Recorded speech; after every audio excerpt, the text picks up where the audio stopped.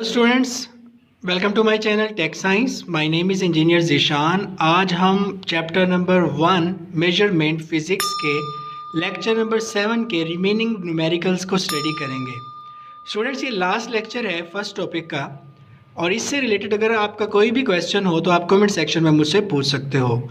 आज हम अपने लेक्चर का आगाज़ न्यूमेरिकल नंबर 6 से करेंगे। न्यूमेरिकल 6 में हमारे पास ग्रेविटेशनल फोर्स का फार्मूला है F is equal to G m1 m2 divided by R square. हमने G का यूनिट फाइंड करना है और इसकी डायमेंशंस फाइंड करनी है।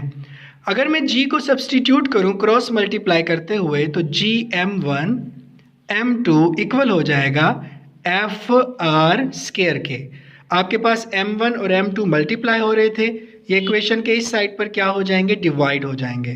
तो m1 m2 डिवाइड हो गया, इधर क्या आ जाएगा आपके पास एफ आर स्क्वायर। एफ क्या है, फोर्स। फोर्स का यूनिट होता है न्यूटन। आर हमारे पास डिस्टेंस है, डिस्टेंस का यूनिट होता है मीटर। तो मीटर स्क्वायर, मैस किलोग्राम, और इस मैस का यूनिट भी हमारे पास क्या हो जाएगा, किलोग्राम हो जाएगा। तो हमारे पास जो जी है उसका यूनिट सब्स्टिट्यूट होने के बाद आ जाएगा न्यूटन मीटर स्क्वायर पर किलोग्राम स्क्वायर। अब हमने इसकी डायमेंशन भी फाइंड करनी है। अगर आप देखो तो न्यूटन की डायमेंशन मैं आपको समझा चुका हूँ, इक्वल होती है किलोग्राम, उसका यूनिट है मीटर पर second square.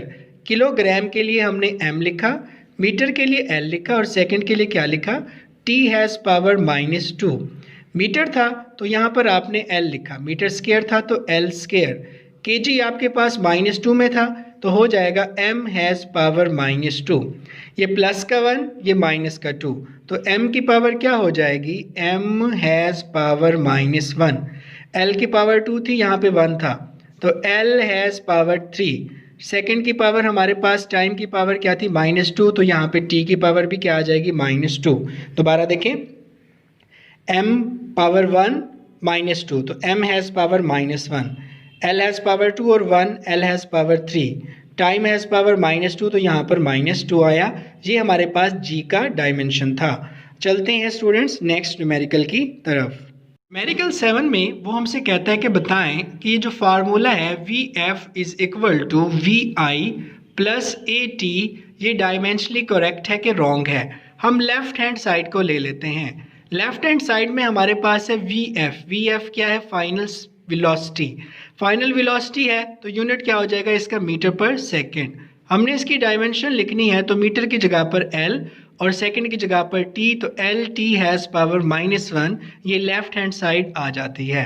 Right hand side, अब राइट हैंड साइड पे रिलेशन है vi प्लस AT।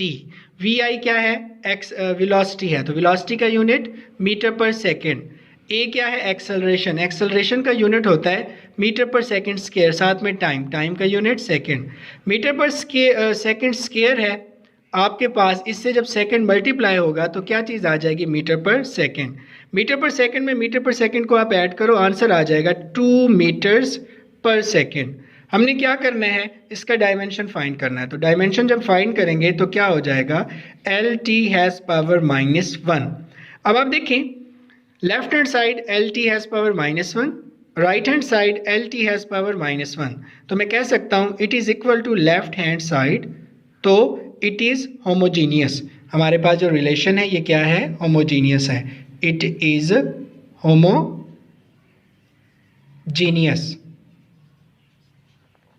ये हमारे पास था numerical number 7।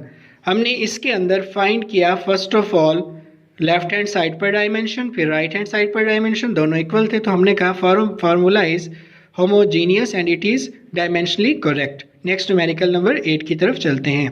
Numerical number 8, the speed v of sound wavelength through a medium may be assuming depend on density of a medium, modulus of elasticity। elasticity basically ratio होती है stress to strain। कहता है dimension के method से आप speed का formula deduce करो। Student start करते हैं। v डिपेंड कर रही है डेंसिटी के ऊपर, तो डायरेक्टली प्रोपोर्शनल टू डेंसिटी दूसरे नंबर पे मॉडुलस ऑफ इलास्टिसिटी के ऊपर, तो directly proportional to also E. Coefficients इनको हम नेम दे देते हैं ए, इसको नेम दे देते हैं हम बी। अगर हम प्रोपोर्शनैलिटी को ख़त्म करें तो इक्वालिटी लगाएंगे, कांस्टेंट क्या आ जाएगा के। Rho has power A, E has power क्या चीज़ आ जाएगी, बी आ जाएगी। हमने क्या फाइंड करनी है, इसकी डायमेंशन फाइंड करनी है। स्टूडेंट लेफ्ट हैंड साइड पर हमारे पास स्पीड है और स्पीड की डायमेंशन होती है L, T has power -1। Right hand side पर आप देखें आपके पास क्या आया हुआ है, डेंसिटी आया हुआ है। डेंसिटी का यूनिट होता है केजी पर metre cube.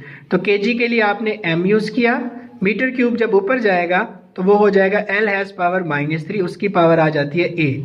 Modulus of elasticity जो है वो इक्वल होता है स्ट्रेस ओवर स्ट्रेन के, स्ट्रेस डिवाइडेड बाय स्ट्रेन।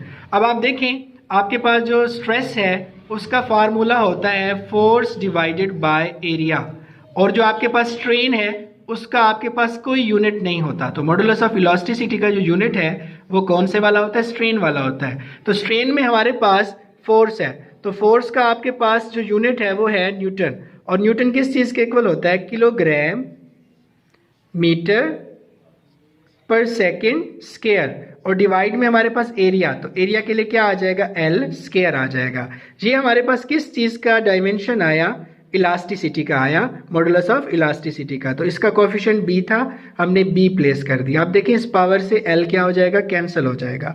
तो रिलेशन क्या बन जाएगा, L T has power -1 is equal to M L has power -3 whole की पावर ए, यहाँ पे क्या था, एम था, एल डिवाइड है ऊपर चला जाएगा तो L has power -1, T has power -2, साथ में क्या आ जाएगा, बी आ जाएगा।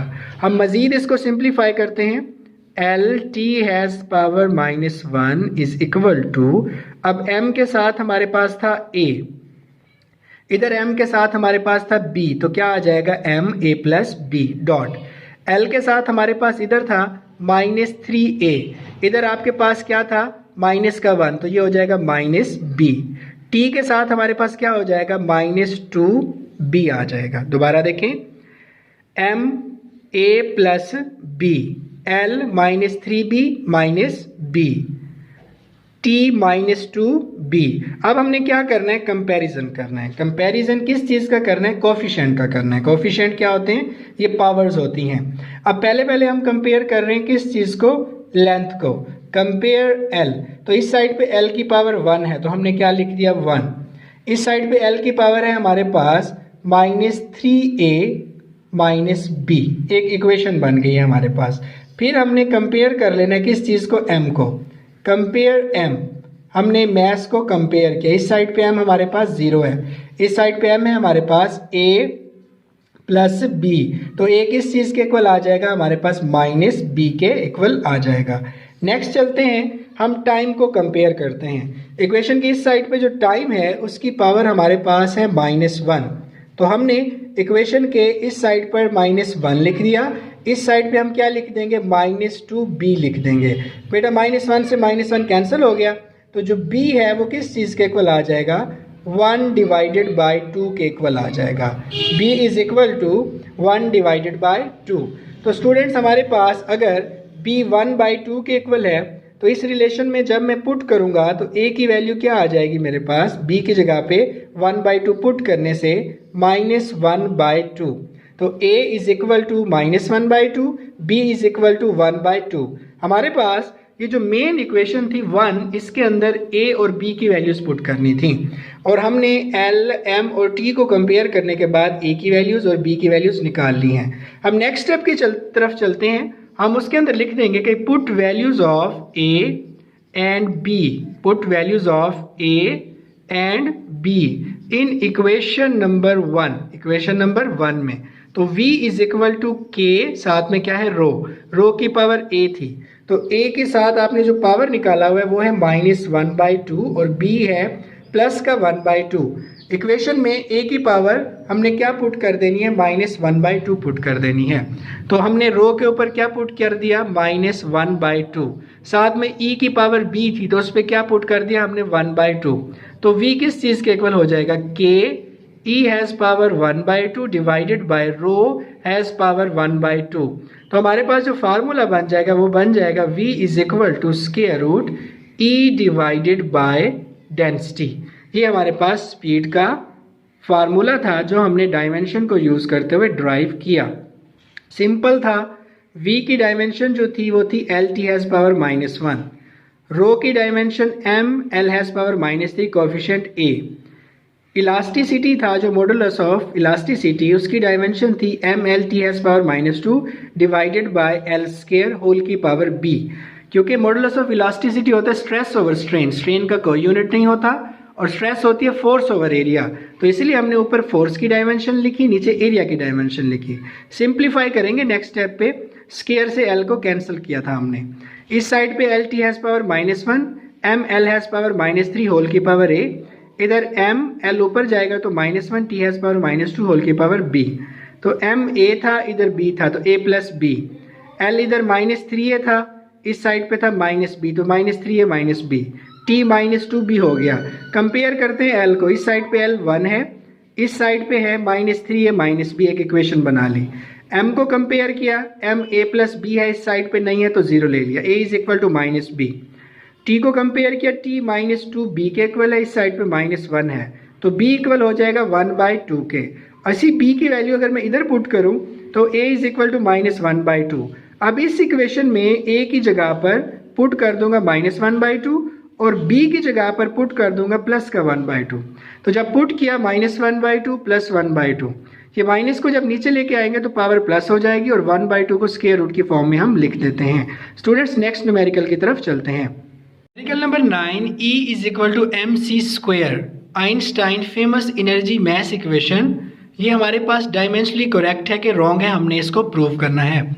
अब आप देखो, आपके पास ये लेफ्ट हैंड साइड है, लेफ्ट हैंड साइड पे आपके पास एनर्जी है। जो एनर्जी का यूनिट है वो होता है किलोग्राम मीटर स्क्वायर पर सेकेंड स्क्वायर। हमने इसकी डायमेंशन लिखनी है, तो kilogram M L square T has power -2।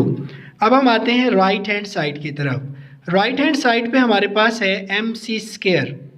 आपके पास जो M है वो मैस है, जो C है वो स्पीड ऑफ लाइट है। स्पीड ऑफ लाइट का यूनिट होता है मीटर पर सेकेंड, C स्क्वायर था तो आपने इसका स्क्वायर ले लेना है, तो यूनिट क्या बन जाएगा kg metre square second has power -2। तो हम क्या करेंगे, kg की जगह पर m लिखेंगे, मीटर की जगह पर l लिखेंगे और सेकेंड की जगह पर t लिखेंगे। आप देख सकते हैं कि आपके पास लेफ्ट हैंड साइड और राइट हैंड साइड दोनों पर आंसर सेम आया है, तो हम कहेंगे left hand side is equal to right hand side, so it is dimensionally correct. Left hand side is equal to right hand side, so it is dimensionally correct. ये relation हमारे पास ठीक है। स्टूडेंट्स चलते हैं नेक्स्ट न्यूमेरिकल नंबर 10 की तरफ। Numerical chapter number 1 का, जिसमें एक्सेलरेशन डायरेक्टली प्रोपोर्शनल है r हैज़ पावर n और v हैज़ पावर m के। हम प्रोपोर्शनैलिटी को ख़त्म करें तो इक्वलिटी लगाएंगे, साथ में constant k, r has power n, v has power m।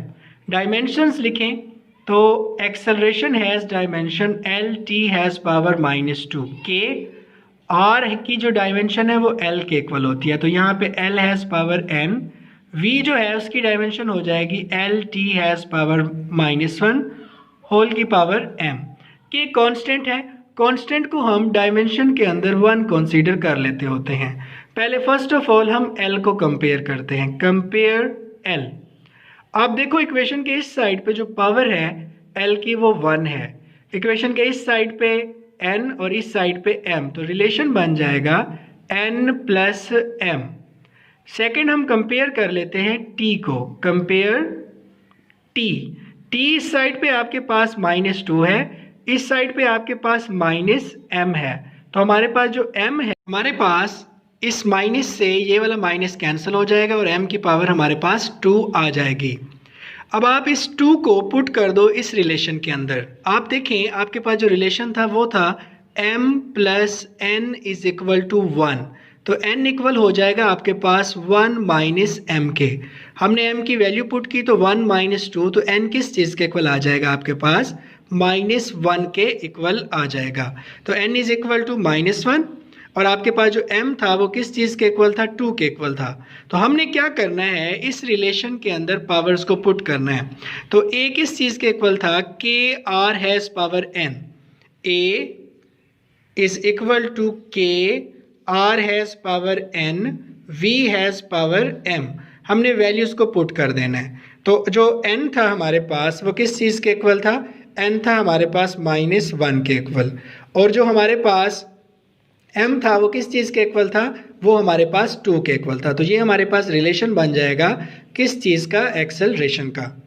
Students, आज हमारा चैप्टर नंबर 1 फिजिक्स का कंप्लीट हुआ। 7 लेक्चर्स का ये हमने स्केड्यूल बनाया था। तो स्टूडेंट्स, अगर आपका इससे रिलेटेड कोई क्वेश्चन हो तो आप मुझसे कमेंट सेक्शन में ज़रूर पूछ सकते हो। वीडियो पसंद आई हो तो लाइक शेयर ज़रूर कीजिएगा ताकि मुझे पता चले कि मैं एक अच्छा काम कर रहा हूँ और इसको मैं कंटिन्यू रखूँ। अंटिल नेक्स्ट टाइम, अल्लाह हाफिज़।